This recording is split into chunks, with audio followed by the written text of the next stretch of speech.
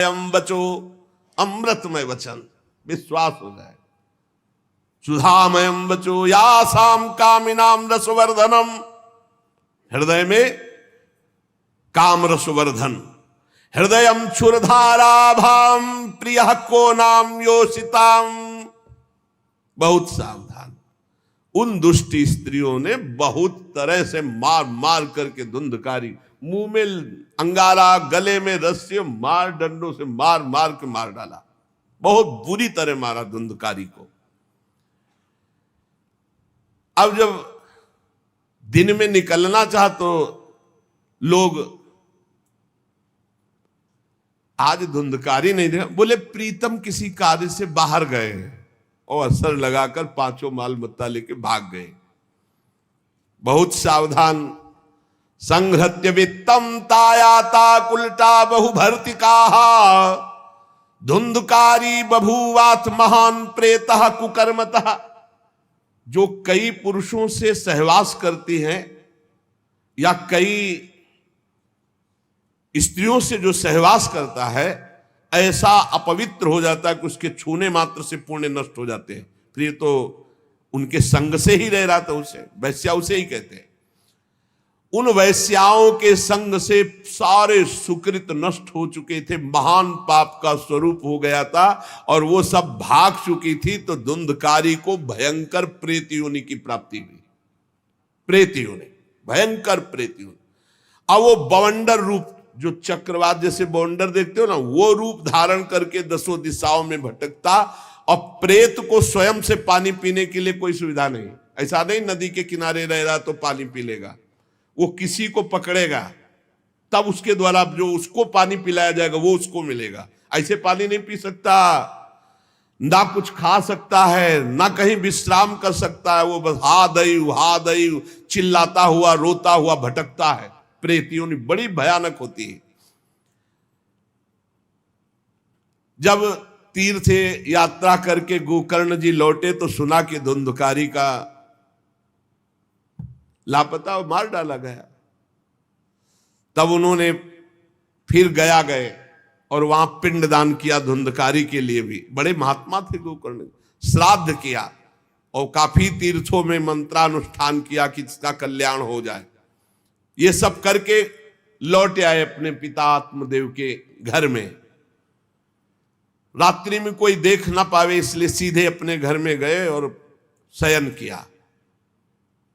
और वहीं गड़ा था धुंधकारी, प्रेत आत्मा बन के वो मड़रा रहा था। वही प्रेत आत्मा ऐसे को नहीं छूती जो भगवान का भजन करते। देखो, अब जे धुंधकारी ने देखा कि गोकर्ण आए हैं तो उसको तसल्ली हुई कि महात्मा हमारा कल्याण कर देगा। और वो प्रकट हुआ, भेड़ा बना। धुंधकारी पहले भेड़ बना बड़ा, और ऐसे गोकर्ण जी ने देखा कि दरवाजा तो बंद था, भेड़ कहां से आ सकता है। तुरंत भैंसा बन गया, तुरंत इंद्र रूप धारण कर लिया, भयावा, प्रिय, ऐसे कई रूप बदल। तब उन्होंने कहा ये विपरीत अवस्था, इसका मतलब ये प्रेत है। क्योंकि ऐसी विपरीत निंदनीय और बंदनीय दोनों रूप धारण कर रहा है, दुर्गति को प्राप्त हुआ प्रेत आत्मा है। वो डरने वाले तो थे नहीं, ज्ञानी महात्मा थे। गोकर्ण ने कहा, कस्तो मुग्र तरो रात्रौ कुतो यातो दशामिमाम किंवा प्रेता पिशाचो वा राक्षसो शीत संसना। कौन है तू? प्रेत है, पिशाच है, राक्षस है, क्या है ये? क्या नाटक कर रहा है? कभी भेड़ बनता है, कभी भैंसा बनता है, कभी इंद्र बनता है, कभी ये रूप। कौन है तू? ये अधोगति को प्राप्त कैसे हुआ तू? गोकर्ण जी डरे नहीं। अगर सच्चा महात्मा न हो तब तो भयभीत हो जाए। गोकर्ण जी सच्चे महात्मा है। अब वो चिल्ला चिल्ला के केवल रो रहा, एक शब्द भी नहीं बोल पा रहा। तो गोकर्ण जी समझ गए अधिक पाप होने के कारण ये बोल नहीं सकता। तब अंजलि में जल लिया और कई मंत्रों का जाप किया और फिर उसके ऊपर फेंका। जे भी फेंका तब बोल पाया, भैया मैं आपका भाई धुंधकारी हूं, बचा लो, मेरी भारी दुर्गति हो गई। मैं तुम्हारा भाई हूं, मैं धुंधकारी हूं। अब मुझे बहुत कष्ट हो रहा, पश्चाताप हो रहा, मैंने सब कुछ नष्ट कर दिया। धर्म भ्रष्ट पापाचारी। अब मेरी बड़ी दुर्गति है, उन कुलटा वैश्याओं ने मुझे तड़पा तड़पा करके मारा है, मैं कुछ कर नहीं सकता इस समय। ऐसा थोड़ी कि प्रेत है जिसको चाहे पटक दे, ऐसा नहीं है, ऐसा विधान नहीं, पहले वैश्याओं को मारता जाके, मैं कुछ कर नहीं सकता, प्रेत योनि में पड़कर दुर्दशा भोग रहा हूं। अब दैवश केवल वायु से जीवित हूं, बहुत प्यासा हूं, भूखा हूं, पर नहीं खा सकता, नहीं पी सकता। आप दया समुद्र भैया मेरा उद्धार करो। गोकर्ण ने कहा कि तुम्हारा उद्धार तो हो जाना चाहिए, तुम्हारे लिए तो मैं गया में गया, वहां श्राद्ध दिया, तीर्थों में भी अनुष्ठान किया, फिर तुम्हारा प्रेतयुन से उद्धार कैसे नहीं हुआ? तो उनका भैया एक दो बार गया श्राद्ध से मेरा कुछ नहीं होने वाला, बहुत पापी हूं, बहुत बड़े बड़े पाप किए हैं, कोई दूसरा उपाय सोचो, छोटे मोटे पिंडदान से, दान पुण्य से मेरा उद्धार होने वाला नहीं, बहुत स्टॉक है हमारे पाप का। तुमको हम बताएं सैकड़ों बार गया श्राद्ध करो तो भी मेरा कल्याण नहीं हो सकता, ऐसा मैं पापी हूं, कोई दूसरा उपाय सोचो। गोकर्ण जी ने कहा सैकड़ों गया श्राद्ध से तुम्हारी मुक्ति नहीं हो सकती, तो तुम्हारी मुक्ति असंभव है। कहा भैया मैं तुम्हारे चरणों में पड़ा हूं, मुझे मेरा उद्धार करो। तो कहा ठीक है, तुम अभी इस घर से निकलो, कहीं और रहो, हम जब तुम्हें बुलाएं तब आ जाना, जाओ हटाओ, हमारे इस घर से हटो। हटा दिया उनको। गोकर्ण जी की आज्ञा पाकर धुंधकारी बाहर भटक रहा है। रात भर विचार किया कि इसका कल्याण कैसे होगा, जब सैकड़ों गया श्राद्ध से कह रहा उद्धार नहीं होगा। अब जब प्रातः काल हुआ, दरवाजा खुला तो बहुत से विज्ञजन आकर के गोकर्ण जी से मिले। गोकर्ण ने सबसे सलाह की कि क्या हो सकता है, ऐसे ऐसे स्त्रियों ने उनको मारा और वो प्रेत योनि को प्राप्त हुए। जो लोग विद्वान थे, योगनिष्ठ थे, वेदज्ञ थे, उन्होंने कई शास्त्र पाठ आदि की बातें बताई, सबने, पर सही उत्तर नहीं मिला। गोकर्ण जी महान तपस्वी थे। गोकर्ण जी ने प्रातः काल स्नान करके अर्घ दे रहे थे, बोले औरों से क्या पूछना, सीधे सूर्य भगवान से पूछे।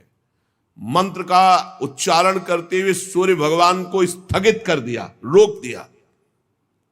बहुत बड़ी मंत्रों में तथा सर्वै सूर्य वाक्यम तन मुक्तो स्थापितम परम गोकर्णा स्तंभनम चक्रे सूर्य वेगस्य वै, तथा सूर्य की गति को रोक दिया। और तुभ्यम नमो जगत साक्षिन ब्रूहि में मुक्ति हेतुकम। अब हम किससे पूछे, आप ही बताओ। हे जगत साक्षी भगवान सूर्य, धुंधकारी का उद्धार कैसे हो सकता है? आप कृपा करके बताइए कि धुंधकारी की मुक्ति कैसे हो सकती। गोकर्ण की प्रार्थना सुनकर भगवान सूर्यदेव ने कहा श्रीमद् भागवत महापुराण नियम पूर्वक सुनाओ, निश्चित उसकी मुक्ति हो जाएगी। सप्ताह परायण 7 दिन में पूरी भागवत श्लोक सहित। सूर्य भगवान की आज्ञा सबने सुनी, गोकर्ण जी ने भी सुनी। बहुत सरल उपाय। गोकर्ण जी ने निश्चय किया मैं स्वयं सुनाऊंगा और उसका उद्धार करूंगा। अब तो कथा का समय निश्चित किया। बहुत से लोग कथा सुनने के लिए वहां पहुंचे। जब सुना कि भगवान की कथा सब पापों का नाश कर देती है, तो बहुत से लोग, पापी पुण्यात्मा जो भी, सबको बैठने की उचित व्यवस्था की गई। एक 7 गांठ का बांस जो सीधा था, आवाहन किया धुंधकारी का और कहा इस पे बैठ जा, तू भी कथा सुन। तो सीधे 7 गांठ के बांस पर धुंधकारी जाकर के बैठ गया, छिद्र में वायु रूप होकर, क्योंकि बाहर कहीं स्थित नहीं रह सकता, चलायमान, तो बैठना है। गोकर्ण जी ने एक वैष्णव को मुख्य श्रोता बनाया और प्रथम स्कंद से स्पष्ट स्वर में कथा सुनानी प्रारंभ की, श्लोक और अर्थ। सायंकाल को विश्राम दिया तो एक बड़ी विचित्र बात हुई। सभासदों के देखते देखते एक बांस में तड़ तड़ की आवाज हुई, एक गांठ फट गई। दूसरे दिन कथा हुई दूसरी गांठ, तीसरे दिन तीसरी गांठ, 7 दिनों में 7 गांठें फाड़ करके धुंधकारी परम पवित्र दिव्य रूप भगवत पार्षद रूप धारण करके प्रकट हो गया। धुंधकारी का श्याम वर्ण पीतांबर धारण के, तुलसी की माला, सिर पर मनोहर मुकुट, कानों में कमनी कुंडल, सामने आकर गोकर्ण को प्रणाम किया और कहा, भाई अब मैं भगवत पार्षद बन गया, प्रेत योनि से मुक्त। 7 दिन में भयंकर पापात्मा धुंधकारी श्री भगवान की चर्चा सुनने के कारण भगवत स्वरूप हो गया। ओहो, कितना प्रेत पीड़ा मैं सह रहा था, एकमात्र श्री कृष्णचंद्र जी की लीला कथा सुनने मात्र से मैं भगवत स्वरूप हो गया हूं। भैया मैं कैसे आपका उपकार करूं? मैं निंदनीय से निंदनीय पाप कर्म करने वाला कैसा उज्जवल स्वरूप प्राप्त कर लिया। भला मोह पूर्वक लालन पालन करने वाले शरीर को जो हष्ट पुष्ट करते हैं, उन्होंने भगवान का नाम जप नहीं किया, चर्चा नहीं सुनी, तो जीवन किस काम का? इसके पोषण के लिए पाप कर्म कर रहे हो और वृद्धावस्था आने वाली परिणाम में दुख, रोगों का दुख, भोगों की कामना का दुख, क्या क्या दुख, इसकी क्या गति होगी? गाड़ दिया जाएगा या जला दिया जाएगा। ऐसे मनुष्य शरीर को प्राप्त करके भगवत प्राप्ति नहीं की तो जीवन व्यर्थ चला गया। अरे जो अन्न प्रातः काल पकाया जाता है, दूसरे दिन सड़ जाता है, उसी अन्न से इस शरीर का पोषण होता है, 6 घंटे में मल बना के निकाल देता है। ये शरीर कहीं अविनाशी है क्या? नाशवान शरीर है।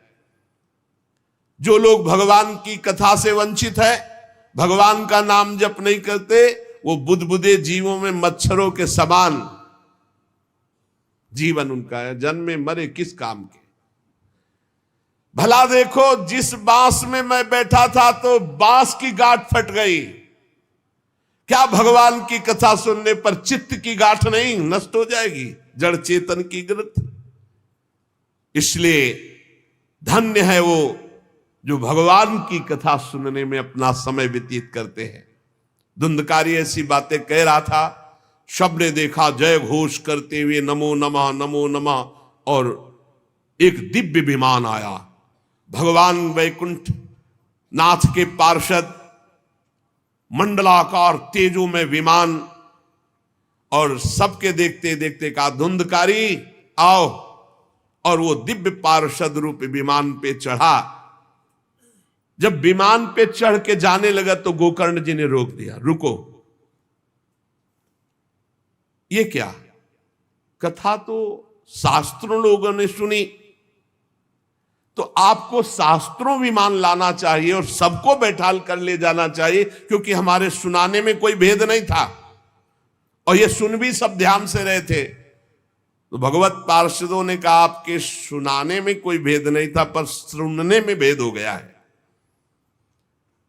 श्रवण भेद हो गया। ये उपवास करके बिना कुछ खाए पिए रात दिन कथा का ही चिंतन करता रहा, मनन करता रहा, इसके कारण इनको भगवत पार्षद रूप मिला जा रहे। और ये कथा सुना भर है, मनन नहीं किया, मनन विषयों का हुआ, इसलिए विमान पे नहीं। ये निराहार रहकर 7 दिन में चर्चा सुनता और रात भर उसी का चिंतन करता, उसके प्रभाव से परम पद का अधिकारी हुआ। इसलिए जो मननहीन है, जिनको गुरुवचनों पर विश्वास नहीं है, जो कथा में चित्त की एकाग्रता नहीं है, वो फल भेद हो गया। वो भगवान के दिव्य धाम में एक बार में नहीं जा सकते। गोकर्ण जी, आपको तो लेने के लिए स्वयं गोलोक बिहारी आएंगे, यूं कह करके विमान अंतर्ध्यान हो गया, अर्थात चले गए। गोकर्ण जी ने समस्त श्रोताओं से कहा, बिना तुम्हें विमान में बैठा ले मुझे चैन नहीं। सावन के महीना में हम फिर अनुष्ठान करेंगे, सब लोग कथा सुनो और सच्चे नियम से रहो, उसका मनन करो। ऐसा ही किया।